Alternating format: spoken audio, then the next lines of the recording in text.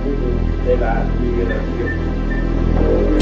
Aquí estamos, pues, para estudiar. Ustedes para escucharme y yo para hablar. Ciertamente, saber escuchar es algo muy difícil. Más fácil es saber hablar. Cuando se escucha, por lo común interviene un traductor dentro de nosotros, que es el yo, el ego, el mí mismo, el sí mismo. Y todo lo traduce de acuerdo con sus propios conceptos, ideas, opiniones, etcétera, etcétera, etcétera. Así que saber escuchar no es tan fácil. Ante todo, se hace necesario comprender que hay algo en nosotros que está más allá de lo meramente físico. Tenemos un cuerpo de carne y hueso. Eso es obvio. Y cualquiera acepta esa realidad. Pero muy pocos comprenden que tenemos una psicología susceptible de modificación. Hay necesidad de comprenderla si en realidad de verdad deseamos transformarnos. Quienes aceptan que tienen una psicología, de hecho comienzan a autoobservarse. Cuando alguien se autoobserva, es señal de que intenta transformarse. Nosotros necesitamos transformarnos. La vida así como está, en realidad de verdad no es muy atractiva. Nacer, crecer, envejecer y morir se vuelve demasiado aburridor. Trabajar terriblemente para existir y existir en una forma miserable no tiene caso. No solamente existen en forma miserable las gentes que tienen dinero, sino también las gentes que no lo tienen. Hay dos formas de revolcarse entre el lodo. Algunos se revuelcan entre el lodo de la miseria y otros se revuelcan entre el lodo de la riqueza. Todo eso es desolado. Así que vivir así por vivir, existir así porque sí, sin saber por qué ni para qué, es algo que no tiene la menor importancia. ¿Qué es lo que somos? ¿Con qué objeto existimos? ¿Para qué vivimos? Tantos afanes, ¿y al fin qué?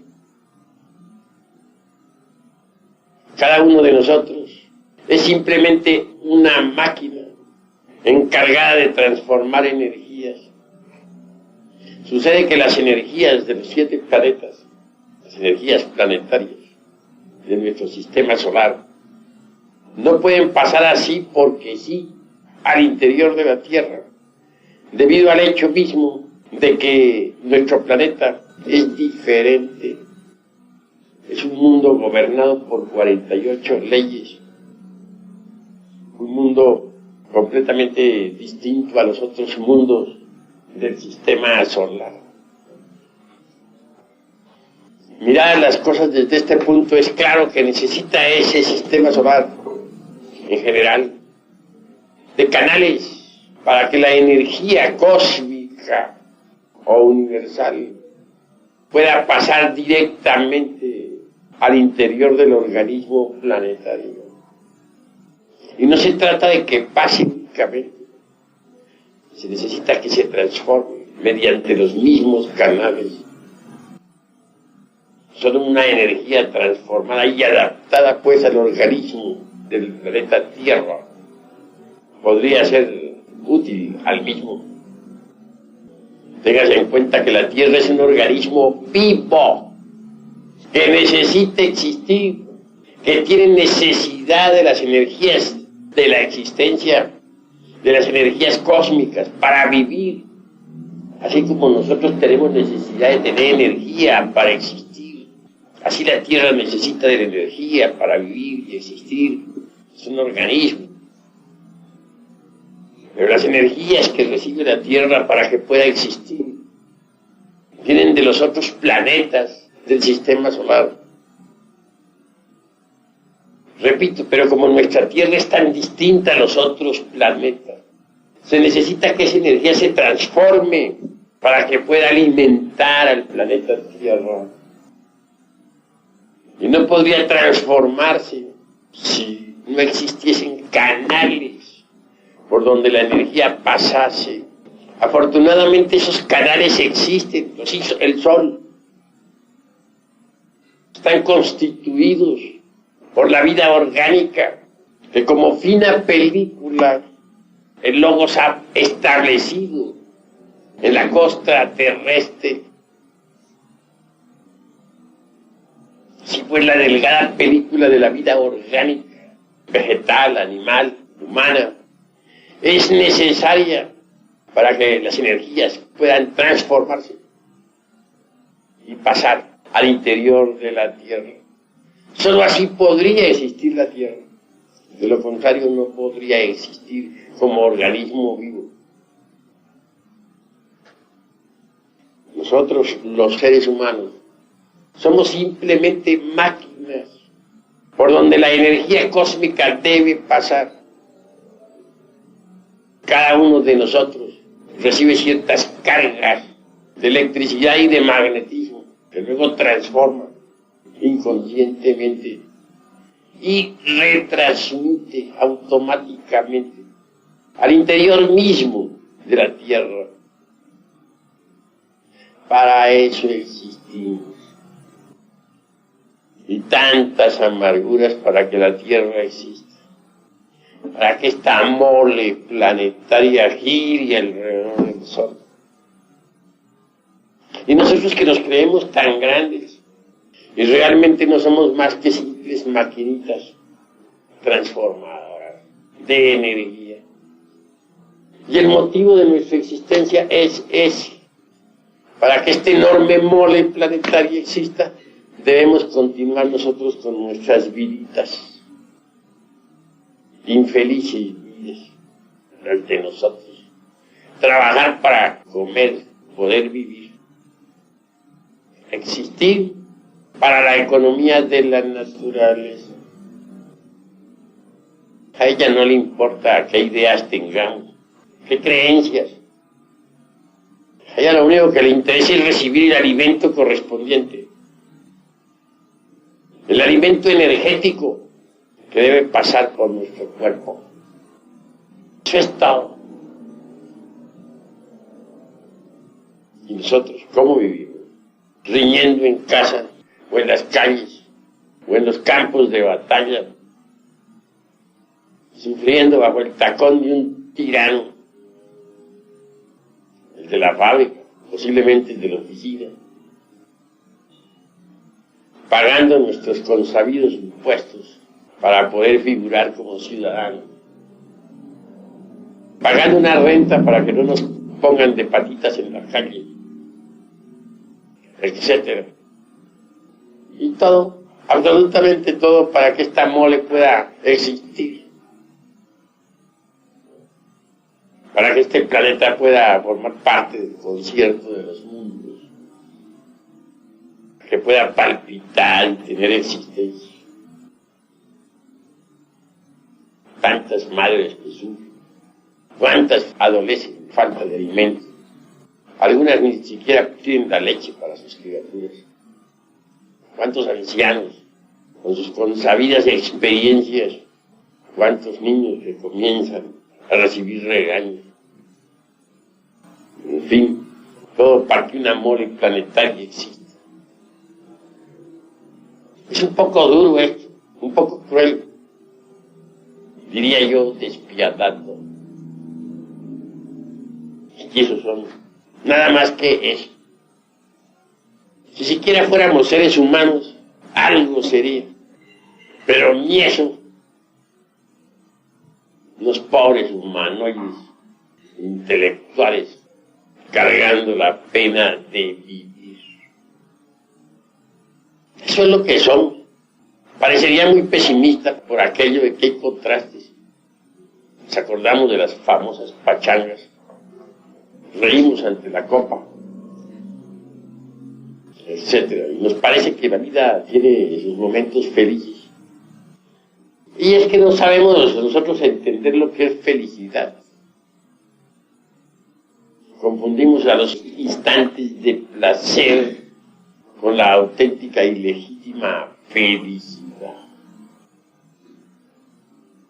Obviamente marchamos por caminos equivocados.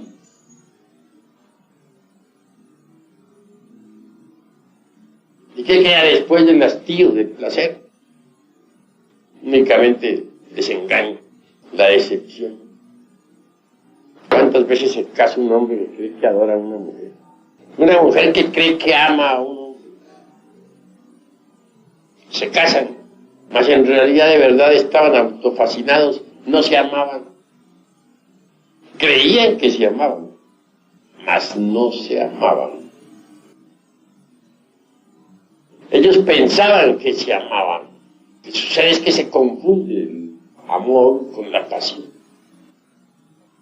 Se satisfecha la pasión meramente animal. Lo único que queda en la pareja que tanto se adoraba es el asco, el hastío, la decepción. Y eso es todo. De ahí para adelante la cosa es rutinaria. Solamente se habla de cuentas de banco, de la renta, de la ropa que está sucia y hay que lavarla, de que necesitamos el desayuno llegue a tiempo para salir al trabajo. Cuando en cuando salir por ahí a dar un paseo, como para buscar un escape al aburrimiento, o una pachanga que termine en una tremenda cruda, en gran decepción. Y así va pasando la vida hasta que llegamos a viejos. Y ya viejos nos sentimos veteranos. Nos gusta que nos llamen nuestros nietos, con que nos digan abuelo, para narrarles nuestras tristes historias, de las cuales nos sentimos orgullosos. Historias corrientes de la vida. En mis tiempos, el presidente don fulano de tal hizo tal y tal y tal logro. Para contarles alguna cruenta lucha fratricida en la que tomamos parte. Posiblemente está documentada con nuestras heridas de guerra, de las que bien podemos sentirnos orgullosos. Puras tristezas. Que murió nuestro hermano tal, que nuestro primo perdió su fortuna, porque los tiempos aquellos eran mejores, etc. Al fin llega la muerte, vida infeliz. Para eso trabajamos tanto, para eso sufrimos tanto. Afortunadamente en el Logos hay algo más. El sol es compasivo. Si bien es cierto que nos tiene convertidos en puras maquinitas ahí, sirviendo a su naturaleza, la naturaleza que él creó. No es menos cierto que tiene un interés creado también. Él no va a crear una naturaleza, él no va a crear una vida orgánica en la costra de un mundo que es encargado de dar vueltas alrededor del sol, así porque en ningún caso tendría que él crear un planeta que girara alrededor de un centro de gravitación. Nada más que así porque sí. Como por vacilar o por diversión, sin un propósito definido.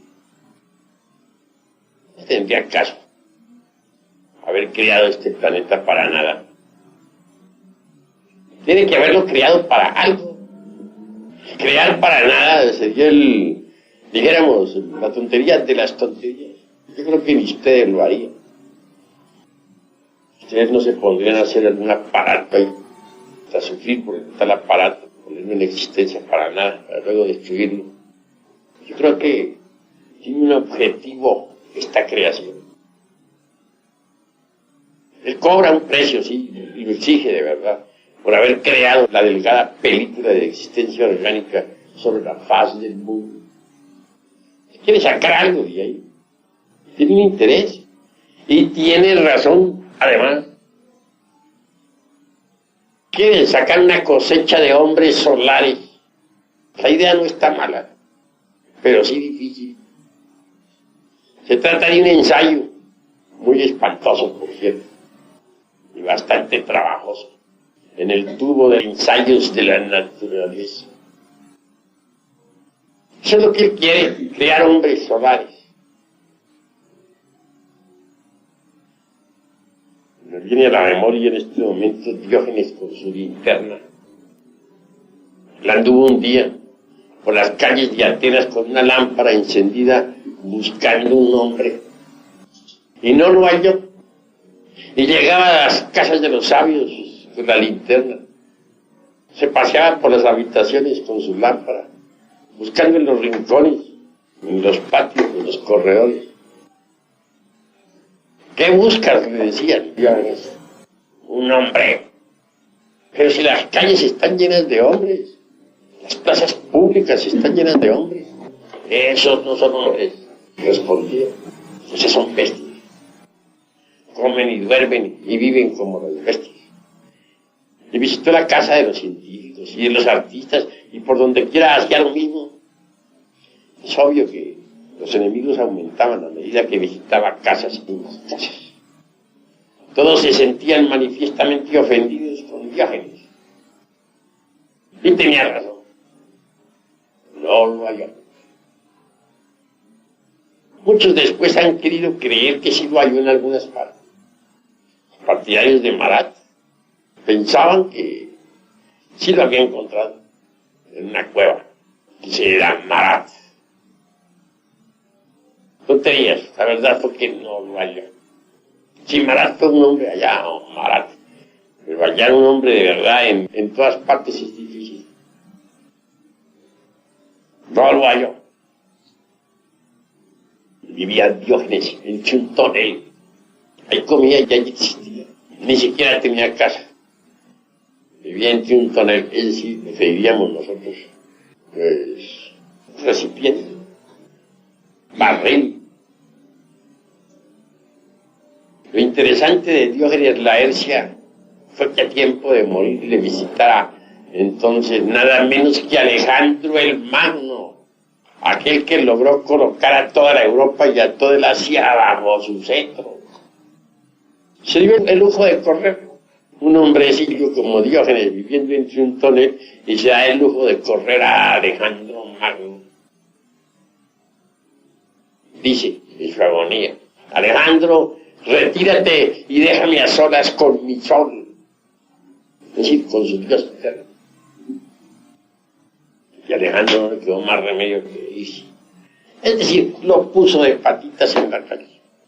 Un humilde hombre como Diógenes poniendo de patitas en la calle a Alejandro el Magno. Es un lujo que todos no se pueden dar, ¿verdad? Bien, continuando hacia adelante, llegamos a la conclusión de que hombres auténticos en el sentido de la palabra es muy difícil encontrar. Muy trabajoso. Afortunadamente el sol ha depositado pues en las glándulas sexuales los gérmenes para el hombre. Podrían desarrollarse tales gérmenes si nosotros cooperáramos con el sol. Entonces dejaríamos de ser simplemente máquinas parlantes como actualmente somos. Nos convertiríamos de verdad en hombres, en reyes de la creación. Pero decir que esta humanidad está compuesta por hombres es exagerar la nota. Porque yo entiendo que el hombre es el amo, el señor, el rey, así lo dice la Biblia. El rey de la creación creado para gobernar a todas las especies animales, vegetales, para gobernar el mar, para gobernar el aire, el fuego. Y si no es rey, no es hombre. ¿Cuál de ustedes puede gobernar los elementos? ¿Cuál de ustedes es capaz de desatar las tempestades? ¿Cuál de ustedes es capaz de destruir un incendio? ¿Cuáles de ustedes es capaz de poner en actividad los volcanes de la Tierra o hacer estremecer el mundo? Desatar un terremoto o destruirlo. Si no somos amos de la creación, entonces no somos hombres. Porque está escrito en la Biblia que el hombre es el rey de la creación. Así, ¿somos reyes o no somos? Somos víctimas de las circunstancias. Si un terremoto acaba con 7,000 personas, como sucedió ahora en Europa, el 7 del presente mes, ¿en qué quedamos? Víctimas de las circunstancias. ¿Dónde están los hombres? Se pueden aplastarnos los elementos de la misma forma en que nosotros aplastamos con el pie un hormiguero. Entonces, ¿dónde está la característica de hombres que decimos que somos? Realmente, por mucho que presumamos de tales, en el fondo no somos más que simples animales intelectuales condenados a la pena de vivir. Pero hay gérmenes, sí, en nuestras glándulas. Gérmenes que podrían transformarnos en hombres. Esos gérmenes deben desarrollarse en nosotros y pueden desarrollarse si cooperamos con el Sol y sus ideas solares. Para eso Él ha creado esta raza, entre otras cosas. No solamente para que sirva a la economía de la naturaleza, sino con el propósito bien definido de sacar una cosecha de hombres solares. En tiempos de Abraham el profeta, pudo el sol sacar una cosecha hermosa de hombres solares. Durante los primeros 8 siglos del cristianismo se logró otra pequeña cosecha. En la Edad Media unos pocos. Actualmente se está haciendo el último esfuerzo, que como quiera, esta humanidad perversa del siglo XX se ha vuelto enemiga de las ideas solares, terriblemente materialista, mecanicista y lunar en un 100%.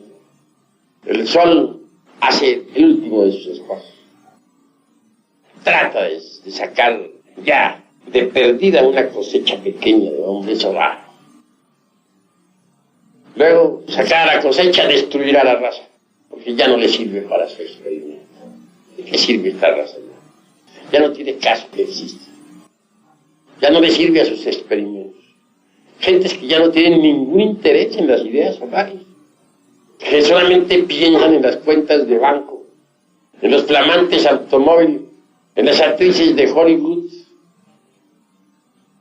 Gentes que solamente quieren satisfacciones pasionarias, sexuales, drogas, etc.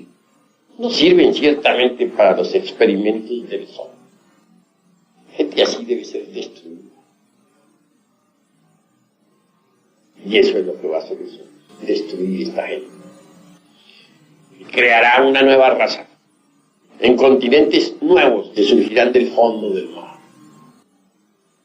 Los actuales continentes antes de poco estarán en el fondo del océano. Palacios del gobierno, casas municipales, las ricas mansiones servirán de guarida a los peces y focas. Es la realidad. Tierras nuevas habrán de surgir del océano, donde incuestionablemente habrá gente nueva, una raza especial, distinta, que pueda servir para el experimento solar. Esa es la realidad de los hechos. Y hablo en tiempos angustiosos, en tiempos en que las gentes ya no creen en el fin del mundo, en tiempos en que las gentes solo dicen comamos y bebamos, porque mañana moriremos. En tiempos en que las gentes solamente se preocupan por las cuentas de banco, por el qué dirán, por el dice que se dice, por la última moda, por la droga o por la lujuria. Hablo pues esto con un solo propósito, de invitarles a la reflexión. posible desarrollar los gérmenes solares. Sí, ahí están.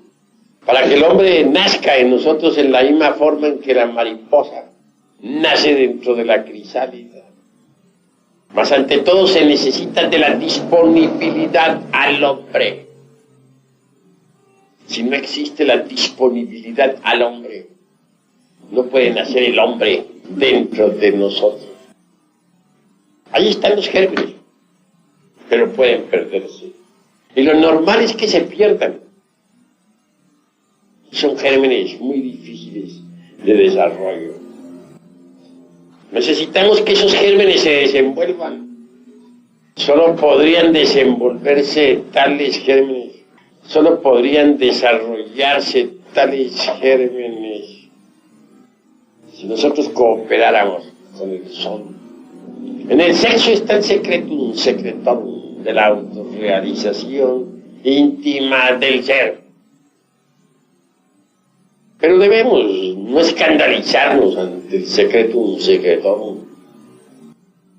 Cuando se piensa en sexo, la gente se acuerda únicamente de sus vicios, de sus lascivias, de sus inmundas fornicaciones, de sus abominables adulterios. Flores, cistilos y pistilos. Miremos nosotros cómo se unen los polos positivo y negativo en el cáliz de la flor para que haya creación. Miremos nosotros las especies que viven y alientan bajo los rayos del sol. Cisne, por ejemplo, con su lívido plumaje, nos habla de amor. El cisne se alimenta con amor. Cuando uno de la pareja muere, el otro sucumbe de tristeza. Existe una orden del cisne que existe tanto en Europa como en Estados Unidos. Dicha orden solamente se dedica a estudiar eso que se llama amor. Obviamente, el amor fluye del fondo mismo de la conciencia. Es un funcionalismo del ser. Es una energía cósmica y trascendental. Para que haya amor, se necesita que haya afinidad de pensamientos, afinidad de sentimientos, preocupaciones mentales idénticas. El beso es la comunión mística de dos almas, ávidas de expresar en forma sensible lo que interiormente viven. El acto sexual en sí mismo es la consustancialización del amor en el realismo psicofisiológico de nuestra naturaleza. Veremos un anciano enamorado, se rejuvenece. Todas sus glándulas trabajan mejor, que las energías que fluyen del fondo de la conciencia activan esos pequeños microlaboratorios que se llaman las glándulas endócrinas. Entonces ellas producen mayor aflujo, mayor poder, mayor cantidad de hormonas. Dichas hormonas invaden los canales sanguíneos y viene el proceso de reconstrucción o revitalización celular. Sí vale la pena reflexionar en eso que se llama amor, en eso que se llama sexo, porque sexo y amor están íntimamente relacionados, ya que, repito, el acto sexual es la consustancialización del amor en el realismo psicofisiológico de nuestra naturaleza. ¿Cuán grande es el amor? Solo las grandes almas pueden y saben amar. Obviamente no debemos confundir el amor con la pasión, como ya lo he dicho. Gracias, pues, al amor, al sexo, a esa fuerza extraordinaria que fluye en todo lo que es, en todo lo que ha sido, en todo lo que será. Pueden reproducirse las criaturas incesantemente. Pueden existir las flores y los frutos sobre la faz de la tierra. Pueden multiplicarse todos los seres. Así pues que mirar al sexo con asco, considerarlo tabú o pecado, motivo de vergüenza o disimulo, es una blasfemia. Equivale a escupir francamente en el santuario del tercer logos. que vale la pena entender que es necesario trabajar con el poder maravilloso del sexo. Si por la fuerza maravillosa del tercer lobo existe toda la naturaleza, si gracias a la fuerza sexual existimos nosotros, entonces es indispensable entender lo que es esa fuerza para no profanarla. Es necesario saberla usar para transformarnos radicalmente. Muchas veces hemos dado la clave de la transmutación. Conexión del lingam yoni, sin eyaculación, del ens seminis, porque dentro del ens seminis está todo el ens virtutis, del fohat. Esa es la clave. Ese es el secretum secretorum de la transmutación. No uso para ello toscas palabras, porque el sexo es sagrado y su clave debe ser expuesta con rectitud. Pero el que entiende, entienda, trabaje, que eso es lo fundamental. Cuando uno transmuta el esperma sagrado en energía, o puede originar el cambio total. Los sabios alquimistas medievales nos hablan del mercurio de la filosofía secreta. Y esta en sí misma no es otra cosa sino el alma metálica del esperma sagrado. Cuando se transmuta el esperma, el exiohejari, cuando no se comete el crimen de derramar el vaso de Hermes Trismegisto, el 3 veces grande dios Ibis de todo, obviamente se fabrica mercurio, el mercurio de los sabios, que no es otro que la energía creadora que sube al cerebro. Pero ese mercurio tiene que pasar por fases definidas antes de que pueda ser útil, y eso lo saben los alquimistas. Saber preparar el mercurio es indispensable. En principio las aguas mercuriales son negras como el carbón, putrefactas, inmundas. Muchos alquimistas pierden su tiempo porque jamás blanquean las aguas de la vida. Y no las blanquean sencillamente porque no saben refinar el sacramento de la Iglesia de Roma. Este sacramento hay que entenderlo. Si ustedes leen la palabra Roma a la inversa, ¿qué diría? Amor, ¿verdad? Si ustedes las sílabas las cambian, en lugar de Roma, ponen la frase al revés, dice amor. El sacramento de la Iglesia del amor está siendo profanado por muchos neófitos. Trabajan toscamente en la forja de los cíclopes, rudamente, brutalmente, pasionalmente, pero no refinan su trabajo. Y las aguas permanecen negras.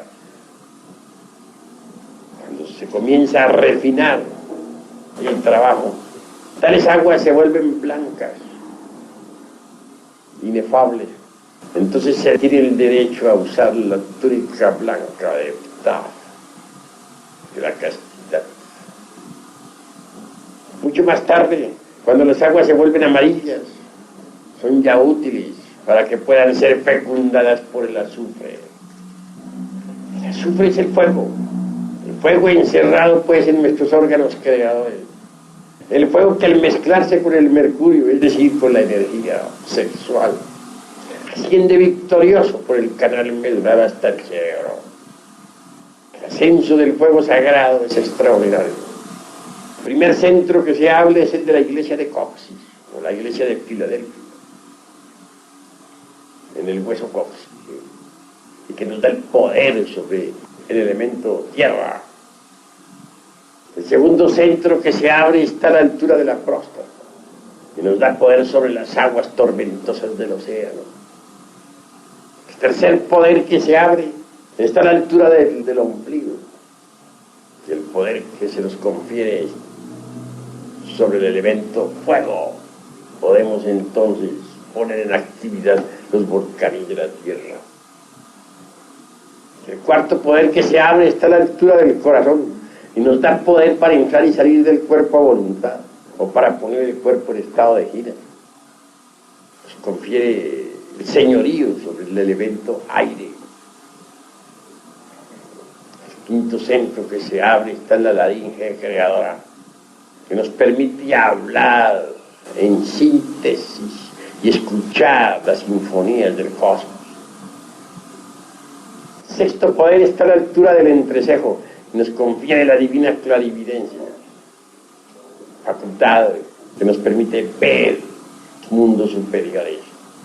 Y el séptimo centro que se abre está en la glándula pineal, nos confiere el poder de la polividencia, ver en todas las regiones del espacio infinito. El mercurio mezclado con el azufre abre todo eso. Cuando el mercurio se mezcla con el azufre, es decir, con el fuego, se vuelve rojo, como la púrpura. Desgraciadamente, repito, muchos son los que permanecen estancados, porque no refieren el sacramento de la Iglesia de Roma. El excedente de todo este azufre, de todo este mercurio, y aún de la sal sublimada que asciende mezclada con el azufre y el mercurio, cuando cristaliza en nuestras células, en nuestro sistema nervioso gran simpático, toma la forma extraordinaria y maravillosa del cuerpo astral. Este es un cuerpo que viene a fabricarse dentro del organismo, en el laboratorio. Un cuerpo magnífico. Uno sabe que tiene un cuerpo astral cuando puede funcionar con él, cuando puede usarlo, como las manos, como los pies.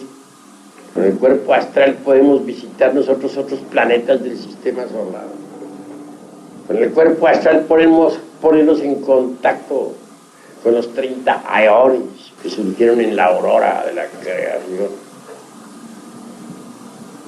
Con el cuerpo astral podemos ponernos en contacto con todos esos décanos, arcángeles y tronos que existen en el universo. Con el cuerpo astral podemos viajar a todos los mundos de la galaxia, incluyendo a Sirio, que es la capital central, alrededor de la cual gira toda esta gran Vía Láctea. Está prohibido, sí, ir más allá del Sol central Sirio. Quiero que ustedes sepan que Sirio es el centro fundamental de la galaxia. Todas las constelaciones de la Vía Láctea, todos los sistemas solares, y hasta nuestro sistema solar en el que vivimos y alentamos, giran alrededor de Sirio. Él es el centro de gravitación de todos esos mundos, incluyendo al nuestro.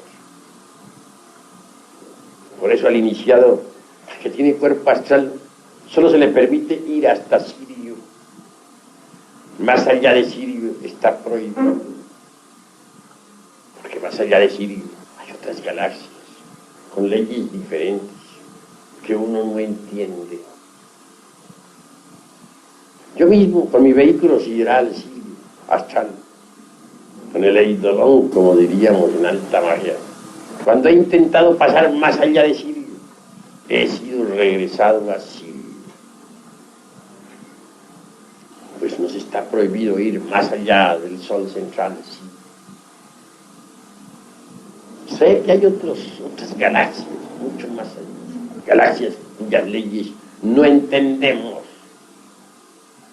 También hay antigalaxias, antimateria, antimundos, antisoles, antiestrellas, antiátomos. Galaxias, por ejemplo, de antimateria son para nosotros incomprensibles. No sería posible entenderlas. Aún sabios como Einstein resultarían absolutamente ignorantes en materia de física o matemáticas si se les llevara a existir en una galaxia de antimateria. antimateria, donde las cargas eléctricas están a la inversa. ¿Cómo entender nosotros eso? Una antiestrella con cargas a la inversa, hecha de antimateria. No es posible que la entendamos. No existe en nuestros textos de física. Ahora pensemos lo que significaría pasar más allá de Sirio, a manejar leyes que no podemos entender, que no hemos estudiado en nuestra galaxia. Estaríamos prácticamente indefensos, quedaríamos convertidos en leños llevados por el borrascoso océano. Aun poseyendo un cuerpo astral no seríamos más que míseros leños. Así es el infinito. ¿Cómo podríamos entenderlas con gentes que tienen cuerpos de antimateria, que sus cargas son a la inversa, sus conceptos pertenecen a dimensiones que desconocemos? Imposible. No entenderíamos ni jota. Así que tener un cuerpo astral vale la pena. Vale la pena para conocer muchas regiones del espacio, pero jamás podríamos pasar con tal cuerpo más allá de Sirio. Una vez que hemos dado el lujo de crear dicho vehículo, se hace indispensable crear también el cuerpo mental. Si es que queremos ser hombres con una mente individual. Por hoy no tenemos una mente individual.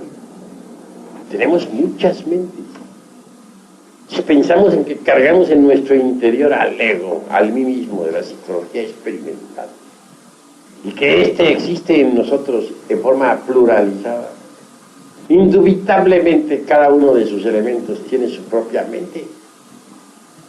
Hay dentro de nosotros, pues, muchas mentes. Cada mente tiene sus ideas, cada mente tiene su criterio. El yo de la ira tiene sus ideas, su criterio, su documentación, se justifica, tiene su lógica para argumentar, o para defender, o para situar.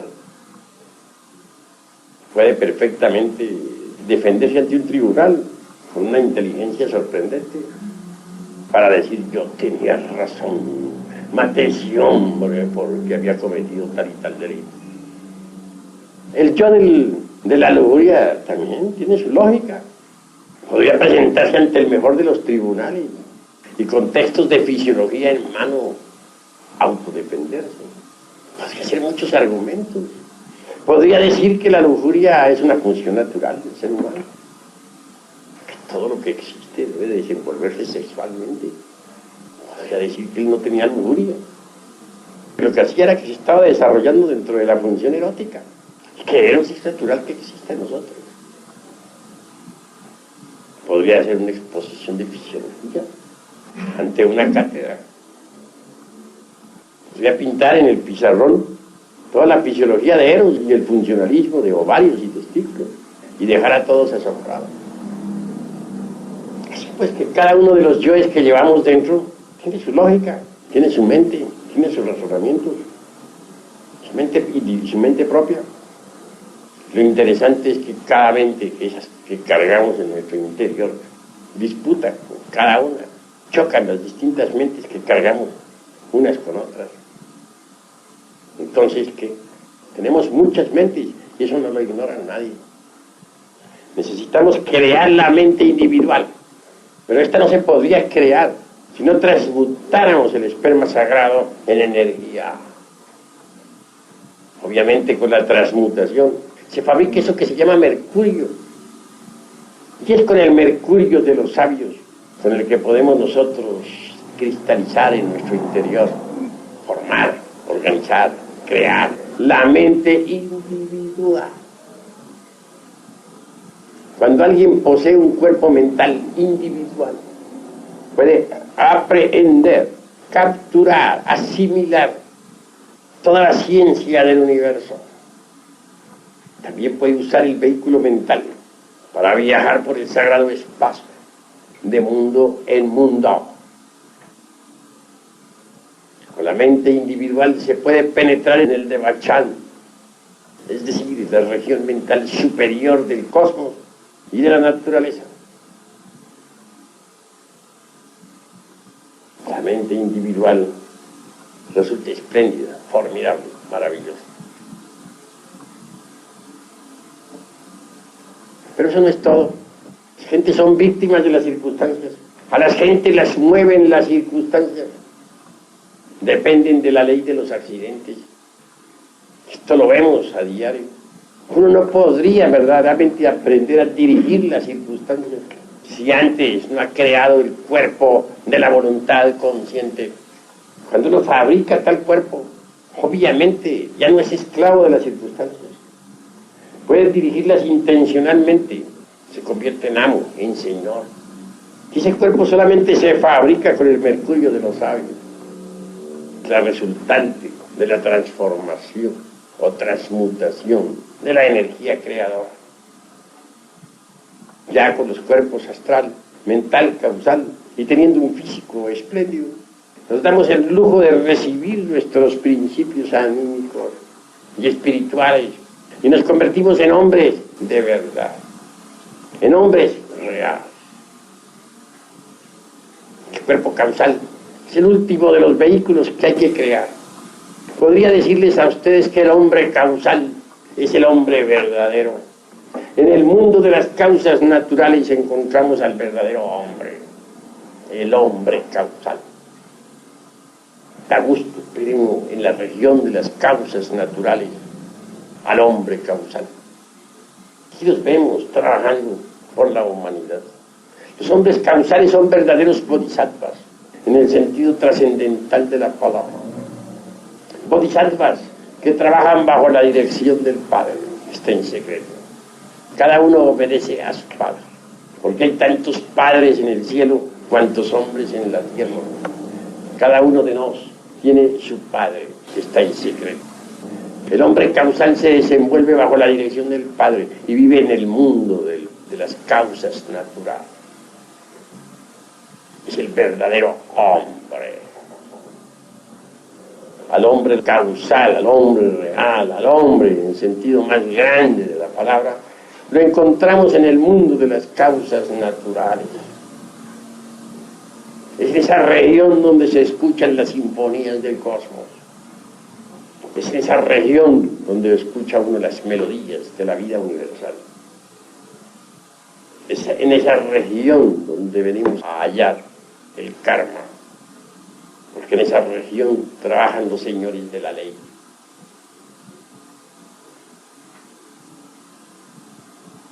El hombre causal puede absorberse sus vehículos astral y mental para vivir precisamente en esa región. Desde allí se proyecta ya hacia las regiones de la mente cósmica y sus profundidades, o ya hacia las regiones del mundo astral, para aparecer posteriormente en el mundo físico. En nombre de la verdad tendría yo que decirles que para poder existir aquí con ustedes, para poder platicar aquí con ustedes, necesito proyectarle en lo personal desde el mundo causal, porque yo tengo mi centro de gravedad en el mundo de las causas naturales.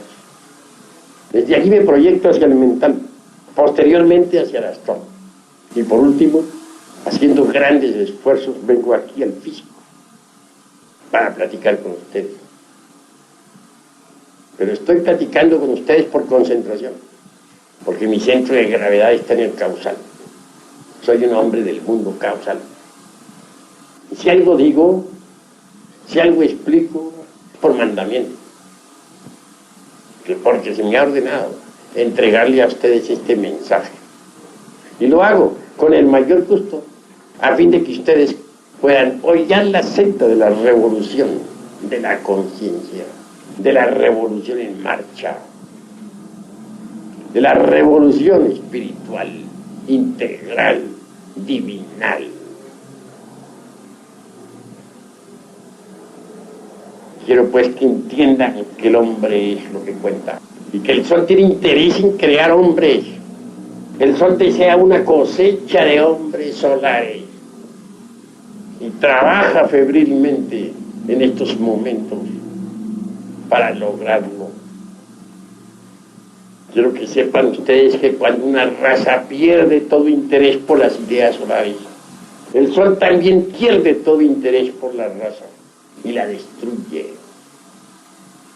En estos momentos el sol quiere destruir esta raza porque ya no le sirve para su experimento. Mas antes de destruirla, hace un esfuerzo supremo. Saca con grande esfuerzo una cosecha pequeña, aunque sea, de hombres solares. Si ustedes atienden nuestro llamado, si en ustedes se crea la disponibilidad al hombre, el sol podrá absorbérselos como hombres solares. Pero se necesita que ustedes cooperen con el sol. Solo así podrán transformarse en hombres solares.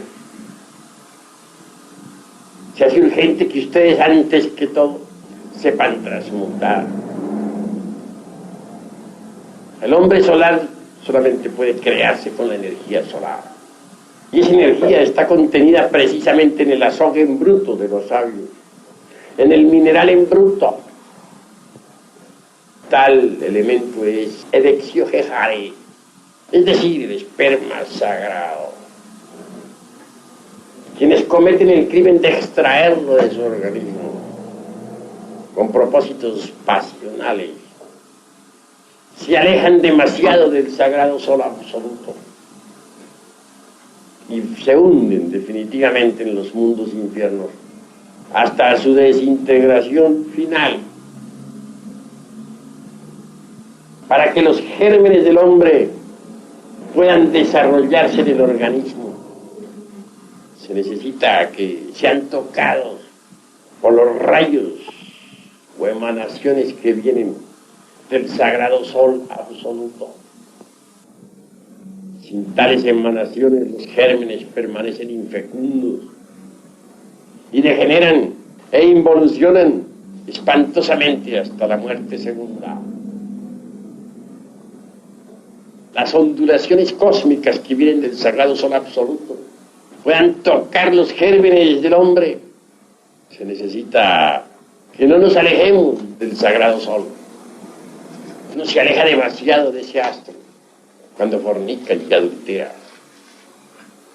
Así que debemos entender que ni a los fornicarios ni a los adúlteros los toca el sagrado sol absoluto. Por eso fracasan. No puede sacar el sol cosecha de los fornicarios, ni tampoco de los adúlteros. Para que el sol saque alguna cosecha, se necesita que nosotros marchemos de acuerdo con la ley. ¿Qué se entiende por fornicario? El que derrama el vaso de Hermes Trismegisto. ¿Qué se entiende por adúltero? El que entra en contacto sexual con persona que no pertenece a él. Por ejemplo, un hombre que toma a otra mujer y abandona a la que tiene, es adúltero. Aún más, si la tomase únicamente para transmutar, sigue siendo adúltero. Porque se carga dentro de su espina dorsal un tipo de energía, la de su esposa, y luego entra en contacto con otro tipo de energía, la de otra que no es su esposa. Estos tipos de energía igual se destruyen entre sí. Es una ley física, que dos tipos de energías igual en oposición se destruyan entre sí. Viene un cortocircuito, se quema un cable. ¿Cuál? El de cierto hilo que existe en la espina dorsal y por el cual sube el azufre, es decir, el fuego. Al quemarse, pues el alquimista pierde grados, poderes, fracasa en la gran obra. El trabajo es pues muy delicado. Por eso se ha dicho en el Apocalipsis de San Juan que ni los adúlteros ni los fornicarios podrán entrar en la Nueva Jerusalén. Eso es obvio. Ellos se alejan demasiado del sagrado sol absoluto. No alcanzan las emanaciones del sagrado sol a tocar sus gérmenes sexuales. Y estos entonces se tornan involutivos y al fin se pierden. quiera cooperar con el sagrado sol absoluto, debe poseer aún facultades extraordinarias. No debe haber perdido la capacidad de asombro, ni tampoco debe haber perdido la capacidad del remordimiento. El que no es capaz ya de asombrarse por nada, jamás tampoco puede acercarse a lo nuevo. El que no es capaz de sentir remordimiento por sus malas acciones, incuestionablemente marcha por el camino del fracaso. Hay gentes que ya no sienten remordimiento por nada. ¿Pero qué es el remordimiento? Cuando las partes superiores del ser se enfrentan ante el sagrado sol absoluto, ven la realidad. Y si sus partes inferiores marchan por el camino equivocado, entonces surge en el ser el remordimiento. Ese remordimiento del ser es transmitido a la personalidad. Pero cuando ya alguien no puede sentir remordimiento por nada, es señal de que se alejó definitivamente del ser, porque solo el ser puede sentir remordimiento. Y quien ya no es capaz de sentir remordimiento está muy lejos del ser, de su propio ser y de las distintas partes del ser, porque el ser tiene distintas partes autónomas y autoconscientes. ¿Qué podría esperarse de alguien que ya no siente el remordimiento? Ese alguien es seguro candidato para el abismo y la muerte segunda. Si hay alguien que todavía tenga remordimientos, que sea capaz de sentir remordimiento por las malas acciones cometidas, ese alguien es digno para nosotros de admiración. Yo francamente admiro al que todavía siente remordimiento.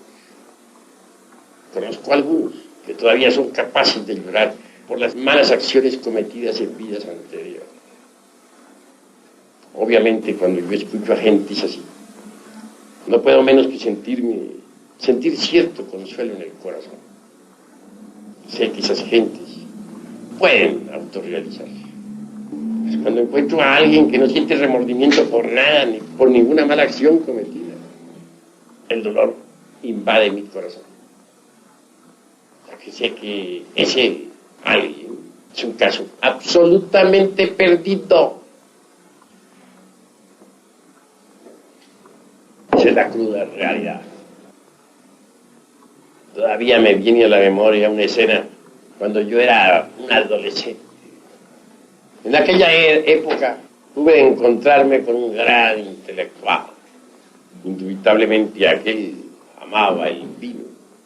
Y entre concepto y concepto no dejé de acompañarlo en algunas copas. Sin embargo, al otro día sentí yo gran remordimiento. Se lo dije a él, siento remordimiento de haberme tomado aquellas copas.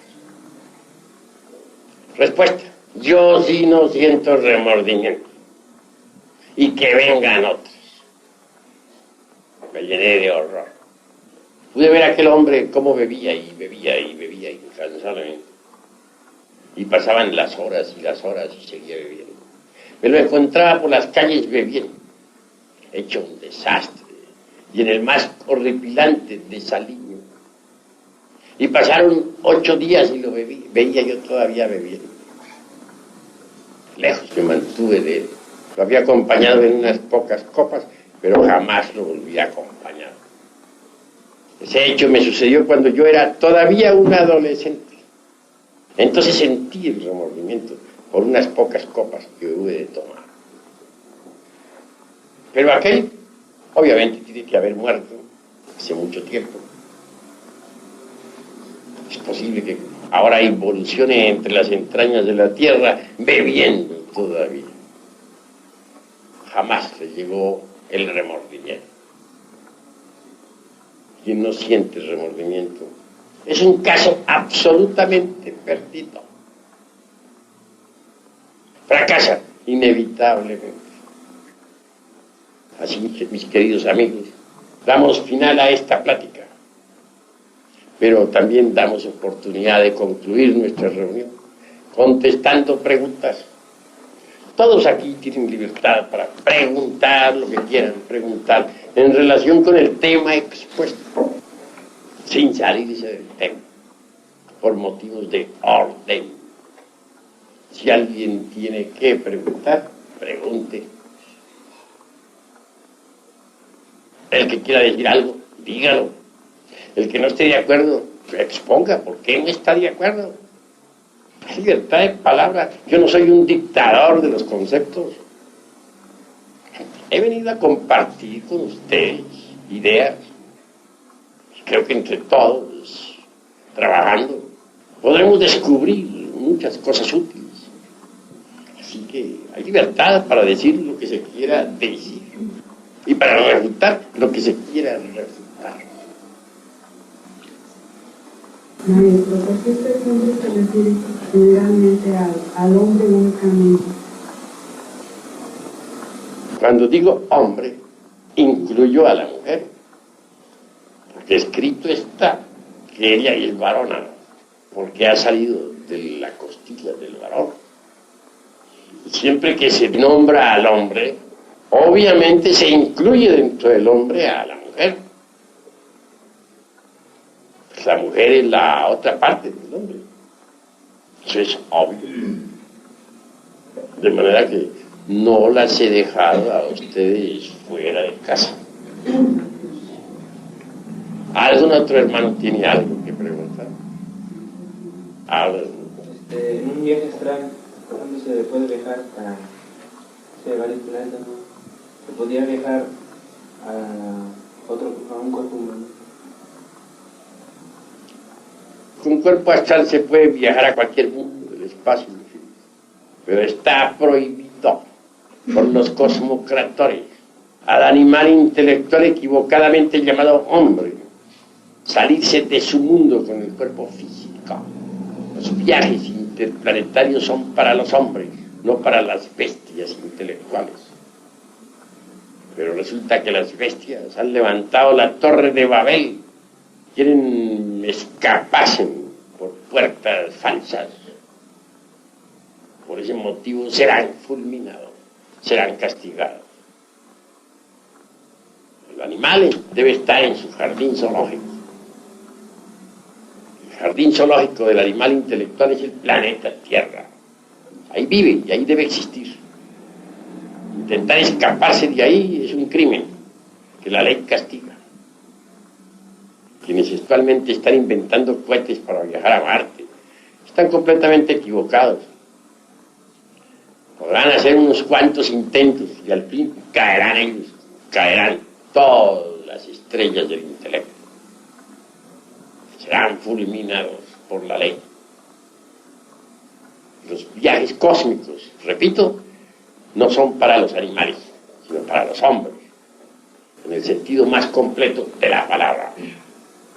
Puede uno también poner su cuerpo en estado de ginas, meter el cuerpo físico dentro de la cuarta vertical para viajar, pero jamás debe intentar llevarse su cuerpo a otros mundos, porque esa es una falta de respeto a la divinidad. Eso es todo. ¿Alguna otra pregunta? El hombre real, o el hombre rey al que hace mención la Biblia, lograba estos viajes, tenía estos conocimientos. La Biblia no es del pasado, es del presente. Y el Génesis tampoco es del pasado únicamente, corresponde al presente. Actualmente necesitamos nosotros vivir el Génesis en la alquimia, separar las aguas inferiores de las superiores. Y las superiores deben pasar por muchas transformaciones antes de que sean útiles. Y las inferiores deben volverse cristalinas para que surja la vida. Todo el trabajo tiene 7 periodos, tal como está en el Génesis. En el último de los periodos aparece el hombre verdadero. Génesis es un libro de alquimia para alquimistas y solamente se entiende en el laboratorio de la alquimia.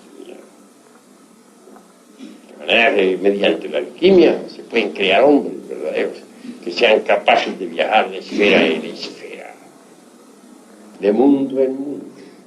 Es todo. ¿Alguno otro? A ver. ¿Le podría llamar hombres reales, por ejemplo, hombres verdaderos, por ejemplo, a Noé, Moisés, eso que habla el Génesis?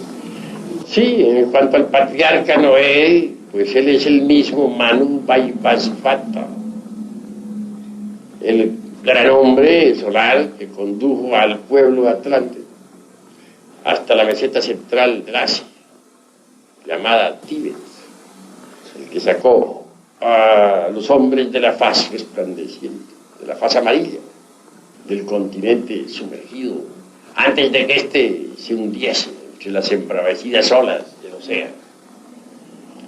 Moisés y todos esos otros patriarcas que cita la Biblia son hombres en el sentido más completo de la palabra, hombres solares. ¿Alguna otra pregunta? Más quería decirle así sobre una especie de declaración. Dice de Lobsang Rampa que durante los sueños viajamos en el mundo astral, pero inconscientemente. ¿Sí? Yo lo que quiero hacer una diferenciación, si cuando uno está durmiendo, si es un sueño en la vida, ahorita en un plano activo, pero cuando uno está en el lecho es pasivo, quisiera saber si el cuerpo físico se queda soñando y aparte en el astral, el cuerpo, unido, como dice, por el cordón de plano. Claro está que el cuerpo físico durante el sueño reposa en su lecho. Lo que se escapa del cuerpo físico es el ego, normalmente, ya que las gentes todavía no poseen un cuerpo astral. El ego viaja entonces por distintos lugares de la tierra, vive distintas escenas, dramas, comedias, tragedias, transmite por el cordón de plata hasta el cerebro. La transmisión se hace inconsciente. El cerebro en este caso parece una pantalla de televisión. Así funciona, así se desenvuelve. Y repite exactamente lo que el ego transmite. En la televisión vemos nosotros lo siguiente. Son transmitidas las imágenes desde la central. Son transmitidas a través del espacio. Las ondas, imágenes llegan pues a los aparatos televisores. Y estos repiten exactamente lo que se ha transmitido desde el centro de televisión. En forma similar diríamos que el cerebro es la pantalla de televisión, que recibe las imágenes exactamente, tal como son transmitidas por el ego, tal como él las vive. La verdad que el cerebro no hace sino reflejarlo, es una pantalla de televisión, una pantalla que repite exactamente, que recibe con exactitud matemática las ondas que le llegan del ego. No importa dónde esté el ego, así podría estar en Marte o en Júpiter. La transmisión televisora se realiza y el cerebro como aparato de televisión, como pantalla recibe. Sí, pues. La gente no ha fabricado cuerpo astral. Lo que tienen las gentes es el ego, lo que poseen es el ego. Y dentro del ego está embotellada la esencia, la conciencia. Así las gentes viven fuera del cuerpo físico inconscientemente. Andan como sonámbulos. No saben que están en el mundo astral. Pero todo lo que viven, inconscientemente lo transmiten a la pantalla televisora. Y esta lo refleja con plena exactitud.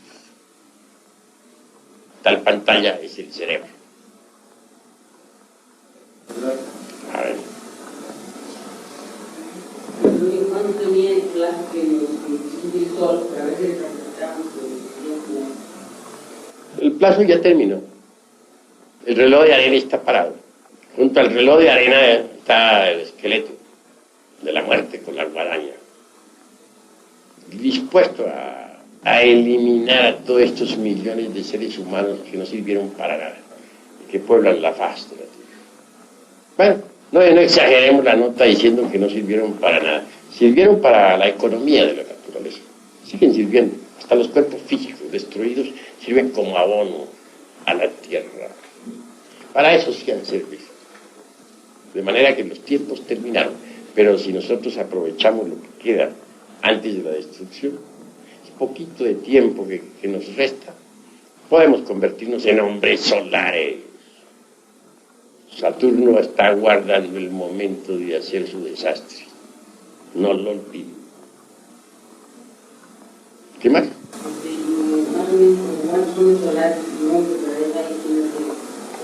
Pues un puñadito. Yo no me he puesto a contarlos.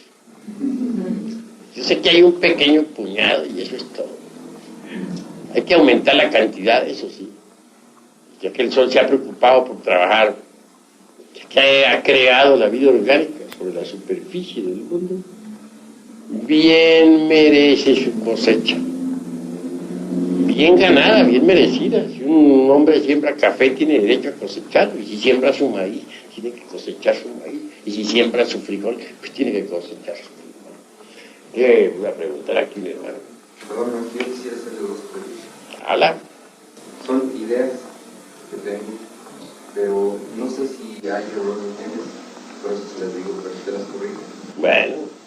Una, como estudiante de medicina, me interesa el hongo. Hay dos cosas, me interesa el animal intelectual, que es el que somos, y me interesa el hombre también, del que usted habla.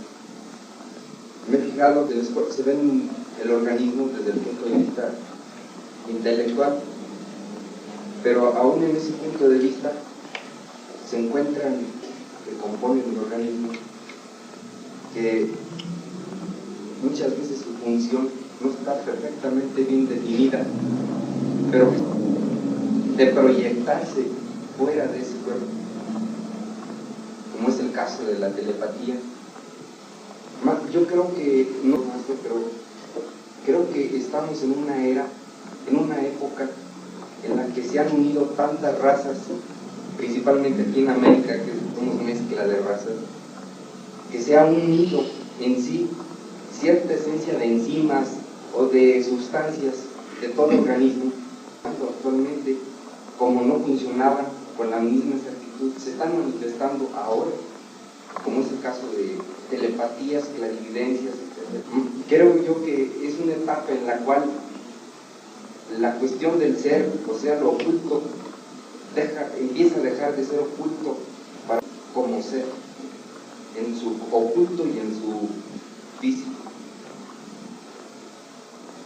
Bueno, con mucho gusto haré respuesta a tu pregunta. Eres estudiante de medicina, pero tienes que saber una verdad. Y es que la ciencia o los científicos actuales nunca han conocido verdaderamente al organismo humano. Todos ustedes, los estudiantes de medicina, son víctimas de una ilusión. Creen que conocen el cuerpo humano, pero no lo conocen. ¿Podría yo hacer afirmaciones insólitas ante la Facultad de Medicina? Mas estoy absolutamente seguro de que las rechazarían de plano. Porque el estudiante de cualquier facultad, no hablo exclusivamente de la Facultad de Medicina, es un robot programado. Y si se le hace una pregunta, y si se le da un concepto que esté fuera del programa, como no está programado para esa afirmación, está fuera del programa, obviamente la rechaza porque no está dentro del programa del robot. A un robot cualquiera de los que existen en el mundo, tú puedes hacerle preguntas, pero no vayas a hacerle preguntas que estén fuera del programa, porque el robot no está programado para preguntas que estén fuera del programa. Lo mismo sucede con la Facultad de Medicina. Tiene su programa, cada estudiante, cada profesor, cada doctor, en fin, cada autoridad. Es un robot programado. Si yo le digo, pues, a cualquier robot programado de eso, que el cuerpo humano puede cambiar de figura en estado de Guinness, que puede tomar la figura de un animal o de una planta, obviamente a lo único que me expongo es a que me llevan tomatazos y huevos podridos. ¿Por qué? Porque el robot ese no está programado para recibir ese tipo de datos. Y lo que esté fuera del programa es considerado absurdo. Sin embargo, la cruda realidad es que el cuerpo humano puede hacerse invisible, puede pasar a otra dimensión de la naturaleza y del cosmos, puede tomar otra figura. Claro, el robot no lo acepta, porque el robot no está programado para recibir esos datos. El robot responde: brujería, hechicería, jajajaja, eso no sirve, tomates, huevos podridos contra el conferencista, medioevo. Naturalmente, porque el robot no está programado para recibir tales datos. Si le digo a un estudiante de medicina o a una cátedra entera, a un grupo entero de la facultad, que es posible separar del cuerpo físico un brazo o una pata y volver a tomarlo de nuevo, dice: imposible, eso no se conoce en cirugía, jamás se ha hecho ese experimento de que un hombre pueda separar a voluntad su cuerpo, una parte de su cuerpo, y luego reintegrarla a la totalidad sin operación quirúrgica. Eso es absurdo. Y claro, y tienes razón en responder, porque ese robot no está programado para recibir informes tan insólitos. Para esos robots eso es absurdo, ya está estúpido. Además, sabría cuentos, aquellos como para cuentos de callejas, como para niños pequeños. Pero los sabios saben que sí es posible. Si se le diga a un robot que existen brujas, el robot diría: ajá, estas horas con brujas, vaya, y en pleno siglo XX, en la era del átomo, de las moléculas, de los cohetes que salen disparados a Marte. Eso es imposible para un robot. Pero la verdad y los hechos existen.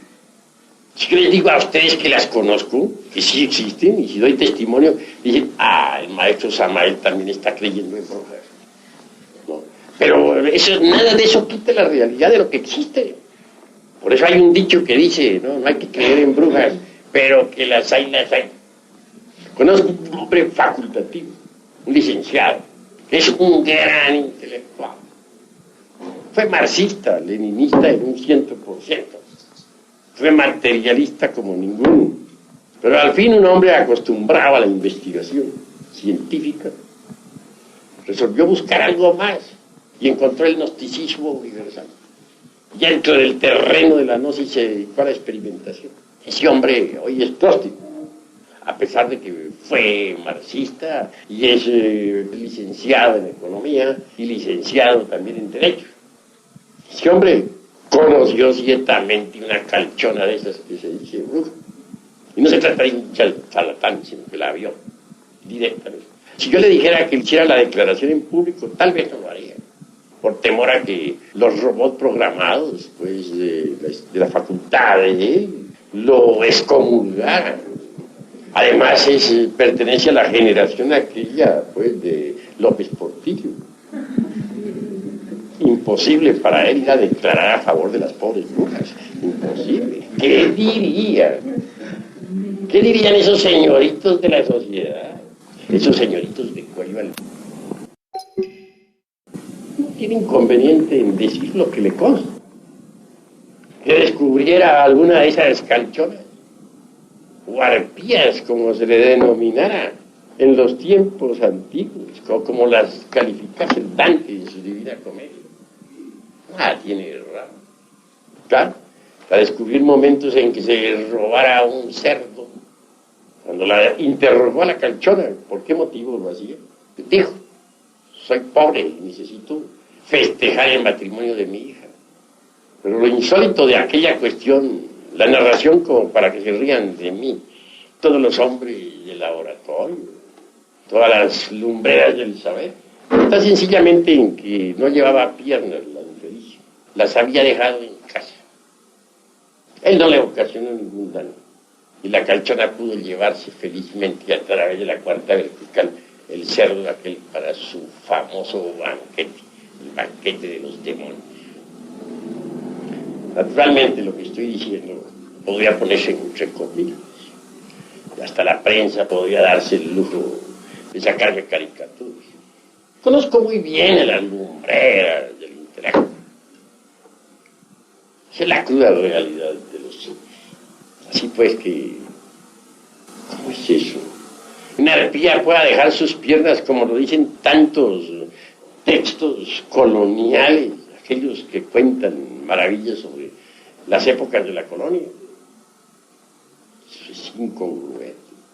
Sin embargo, se ha podido comprobar. Y la Santísima Inquisición, por cierto, que lo comprobó. Y quemó a 2 de ellas en las hogueras coloniales. Allá ardieron las infelices como teas encendidas.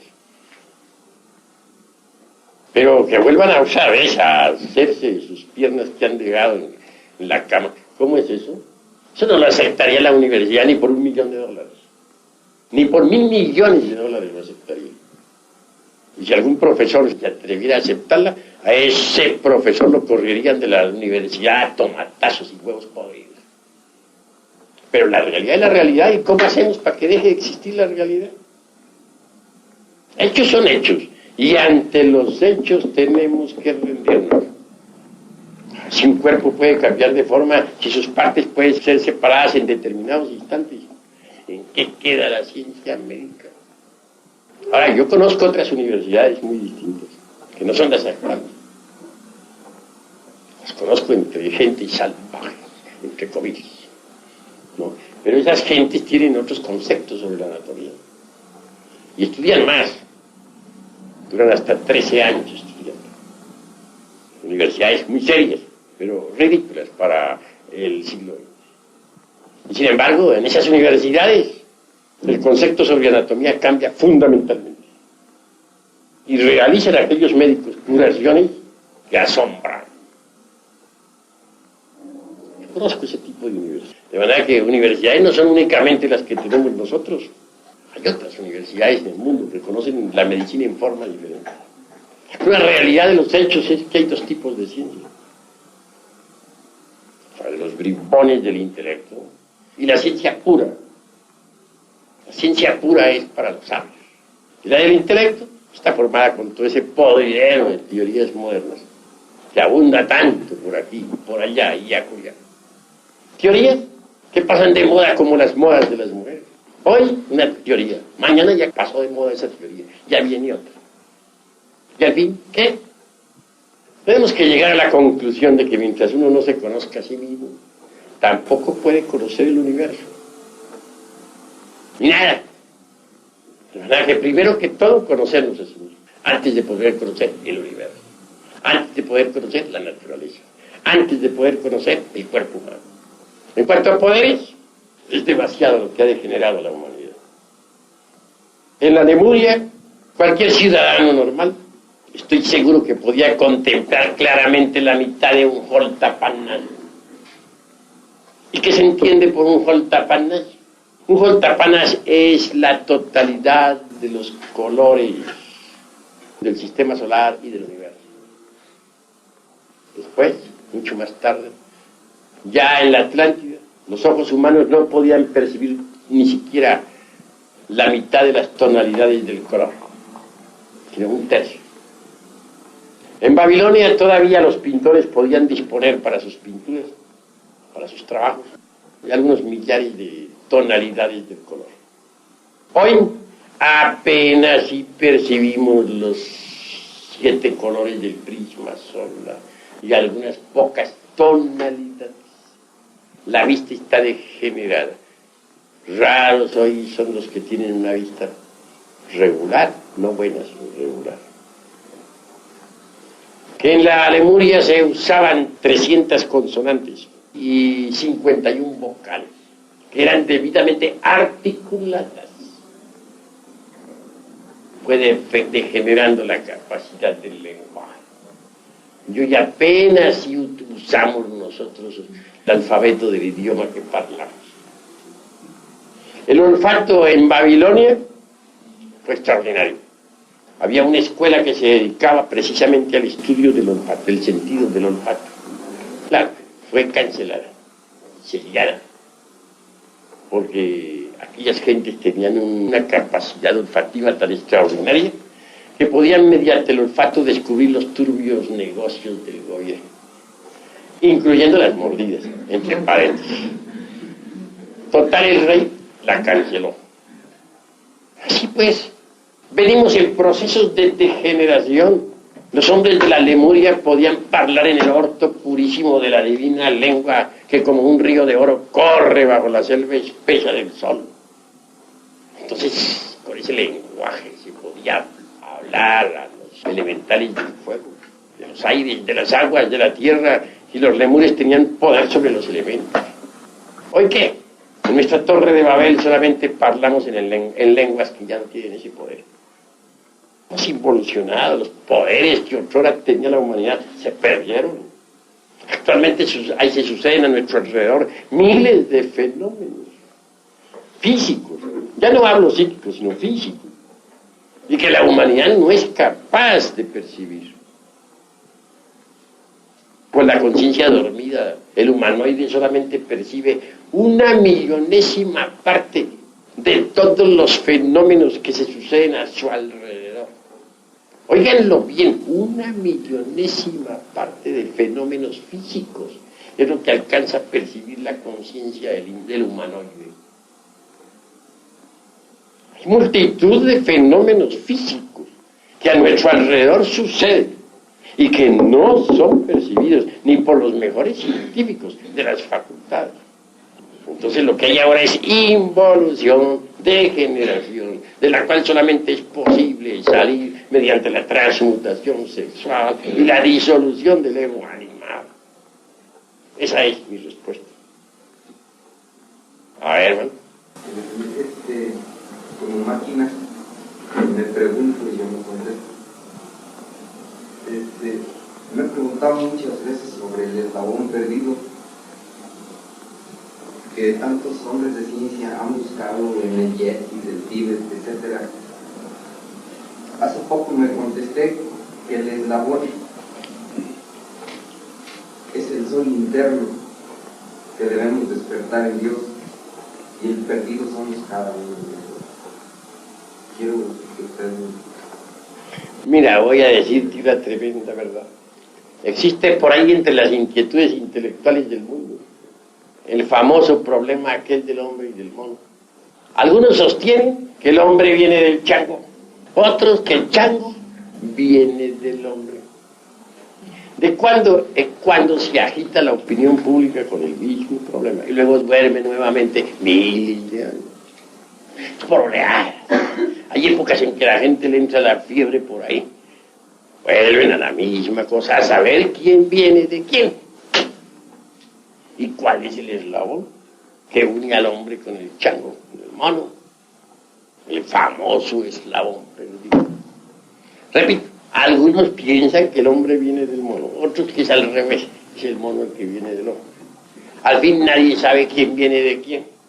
Mas la cruda realidad de los hechos, que en la época de la Lemuria, sobre todo a fines, en la época dijéramos post-lemúrica, algunos animales intelectuales se cruzaron con ciertas bestias de la naturaleza, ciertos elementos masculinos, se cruzaron con bestias femeninas, y de ahí resultó cierto tipo de monos, simios.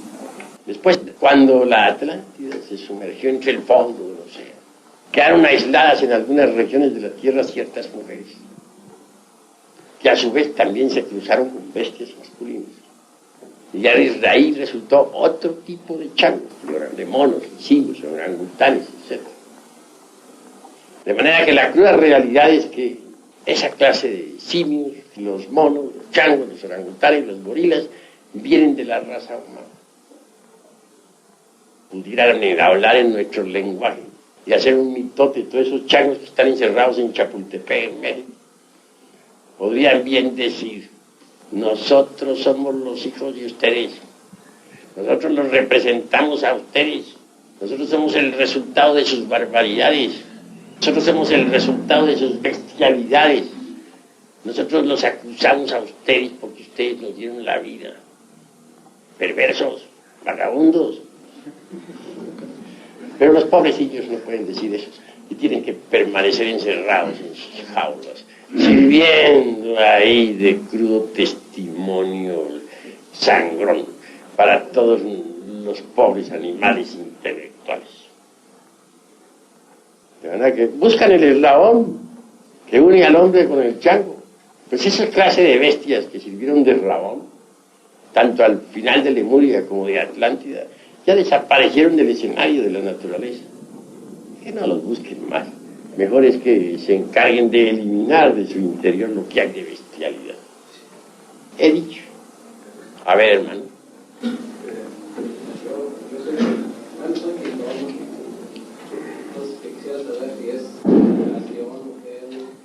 Repite, que no puse atención. Que pinto, ¿no? Ajá. Entonces quisiera saber si es concentración o otra cosa. Porque cerrando los ojos, digo, ya después de un tiempo me cambia la respiración, no me siento así que, por ejemplo, dos figuras, una de esas, unos trozos, quisiera, digo yo para ayudarme, ¿no? Que si es concentración solamente, o sea que, sí, Bueno, como que me voy, ¿no? sí, yo comprendo. Indudablemente el translúcido trabaja. Existen en el ser humano dos tipos de imaginación.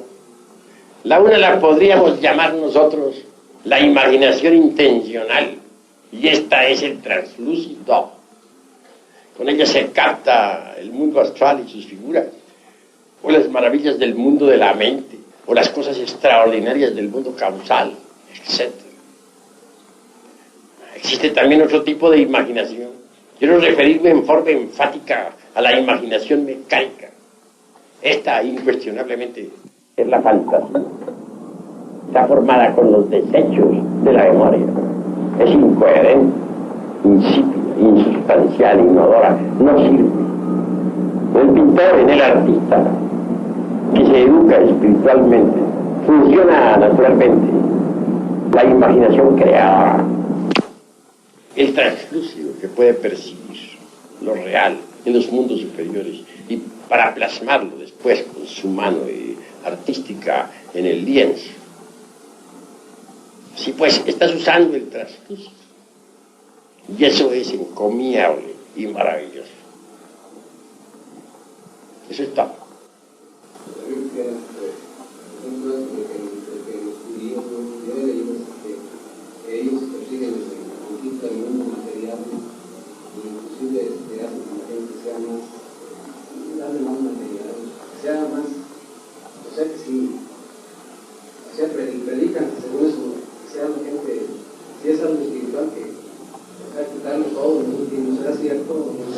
No debemos pronunciarnos contra ninguna raza, porque los judíos es un pueblo como cualquier otro pueblo en el mundo. Y en un pueblo hay de toda clase de gentes. Las hay buenas, las hay malas, las hay creadoras, las hay destructoras, las hay de todo. De manera que pronunciarnos contra un pueblo sería absurdo. Eso es todo.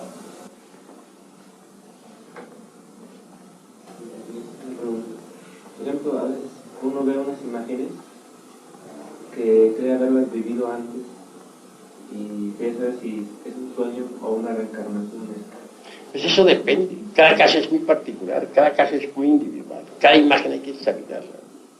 No se puede contestar eso de forma generalizada. Muchas veces en sueños podemos nosotros vivir escenas que pertenecen a vidas anteriores.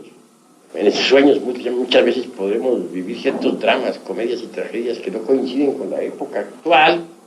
Obviamente, tales sucesos pertenecen a vidas anteriores, a vidas pasadas.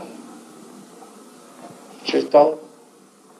¿Esos días pasados ha vivido uno o son imágenes nada más? Cuando digo vidas pasadas me refiero a las vidas anteriores que todo ser humano tiene. ¿Alguna otra pregunta de los hermanos? A ver, habla.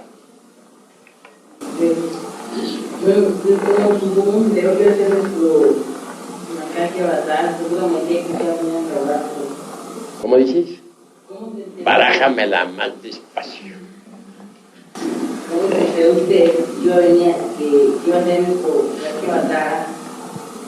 Y tengo que me decía que yo venía a salvar. El Kalki-Avatara está aquí adentro. Mi persona no vale nada. La obra lo es todo. ¿Entendido? Mi persona, repito, no vale nada. El Kalki-Avatara está aquí adentro. Él es él. Lo que importa es él. no mi persona. El ser es lo que tiene, es mi ser, la parte superior de mi ser, es el avatar. Pero la persona vale, fine, he dicho. Creo que hemos terminado esta noche, mis estimables amigos.